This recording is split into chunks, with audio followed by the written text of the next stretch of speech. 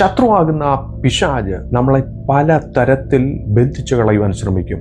നമ്മളെ ശാരീരികമായി, മാനസികമായി, ആത്മീയപരമായി. പക്ഷെ കർത്താവിന്റെ വചനം 2 കൊരിന്ത്യർ 3:17 ഇങ്ങനെ വിളിച്ചു പറയുന്നു, കർത്താവ് ആത്മാവാകുന്നു, കർത്താവിന്റെ ആത്മാവുള്ളിടത്ത് സ്വാതന്ത്ര്യമുണ്ട്. എന്നെ കേൾക്കുന്ന ദൈവവൈതലേ, ഈ പറയപ്പെട്ട ഏതെങ്കിലും മേഖലകളിൽ മേൽ ശത്രു നിങ്ങളെ ബന്ധിച്ചിരിക്കുകയാണോ?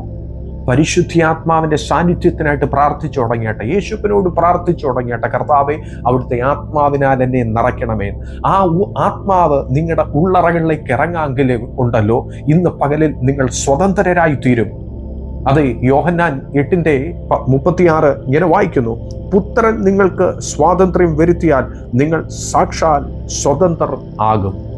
അതെ, ഇന്ന് പകലിൽ ആ പുത്രനായി യേശു ക്രിസ്തു നിങ്ങളെ സ്വതന്ത്രരാക്കുവാൻ പോകുന്നു. വിശ്വസിച്ച് ആമേൻ പറഞ്ഞ് ഏറ്റെടുത്താട്ടെ. നിങ്ങളുടെ ശാരീരിക മേഖലകളിൽ മേൽ നിങ്ങൾ സ്വാതന്ത്ര്യം അനുഭവിക്കുവാൻ പോകുന്നു. നിങ്ങൾ ബന്ധിക്കപ്പെടുവാൻ ഇടയാകത്തില്ല. കാരണം ദൈവത്തിന്റെ ആത്മാവ് സ്വാതന്ത്ര്യത്തിന്റെ ആത്മാവാകുന്നു. നിങ്ങളെ ഇന്ന് പ്രഭാതത്തിന്മേൽ നിങ്ങൾ ശാരീരികമായി അനുഭവിക്കുന്ന സകല ബന്ധനത്തിൽ നിന്നും പുറത്തു വരുവാൻ പോകുന്നു.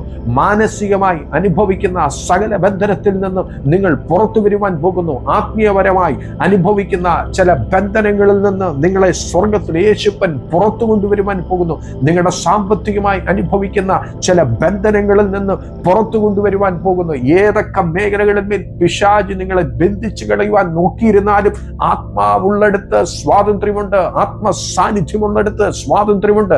ആത്മസാന്നിധ്യത്തിനായിട്ട് പ്രാർത്ഥിച്ചു തുടങ്ങിയാട്ടെ. സ്വർഗം ഇന്ന് പകലിൽ നിങ്ങളെ സ്വതന്ത്രരാക്കുക തന്നെ ചെയ്യും. വിശ്വസിച്ച് ആമേൻ പറഞ്ഞ് ഏറ്റെടുത്താട്ടെ. ഇന്ന് പകലിൽ പല വ്യക്തികളുടെ ജീവിതത്തിന്മേലും സ്വർഗത്തിന്റെ ദൈവത്തിന്റെ സ്വാതന്ത്ര്യം വെളിപ്പെട്ടുകൊണ്ടിരിക്കുന്നു. ദൈവ സാന്നിധ്യം ഇറങ്ങിക്കൊണ്ടിരിക്കുന്നു. നമുക്ക് കണ്ണുകൾ അടയ്ക്കാം, പ്രാർത്ഥിക്കാം. കർത്താവേ, നൽകി തന്ന അനുഗ്രഹിക്കപ്പെട്ട പ്രഭാതത്തിനായിട്ട് നന്ദിയോടെ സ്തുതിക്കുന്നു. ശത്രുവാകുന്ന പിശാച് കർത്താവ് ഇന്ന് പകലിൽ ഈ കേട്ടുകൊണ്ടിരിക്കുന്ന കർത്താവെ ദൈവമക്കളെ പല തരത്തിൽ ബന്ധിച്ചു കളയുവാൻ നോക്കുന്നു. സ്വർഗം ഇന്ന് പകലിൽ നോക്കിക്കണ്ട് അവരെ വിടുവിച്ചതിനായിട്ട് നന്ദി. ഏതൊക്കെ മേഖലകളിൽ മേൽ ശത്രു അവരെ ബന്ധിക്കുവാൻ നോക്കിയിരുന്നാലും സ്വർഗത്തിന് ദൈവമേ, നാളുകളായി അനുഭവിച്ചു കൊണ്ടിരിക്കുന്ന ചില വ്യതകളിൽ നിന്ന്, ചില ബന്ധനങ്ങളിൽ നിന്ന് സ്വർഗം അവരെ സ്വതന്ത്രരാക്കിയതിനായിട്ട് നന്ദി. അവരെ ശാരീരികമായി, മാനസികമായി, ആത്മീയപരമായി സ്വതന്ത്രരാക്കിയതിനായിട്ട് നന്ദി പറയുന്നു. സ്വർഗം തുറന്ന് പ്രാർത്ഥനയ്ക്ക് നന്ദി. സകലമാനവും മഹത്വം കർത്താവിന്.